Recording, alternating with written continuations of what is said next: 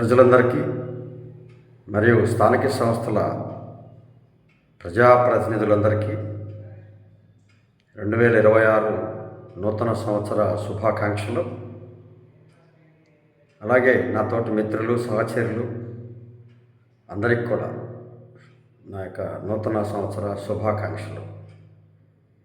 ఈ యొక్క నూతన సంవత్సరంలో మీరందరూ కూడా మీ మీ వృత్తుల్లో, మీ పదవుల్లో మరింతగా మీరు ప్రయోజనాలు పొంది అన్ని అంశాల్లో మీరు విజయాన్ని సాధించాలని చెప్పి నేను కోరుకుంటా ఉన్నాను.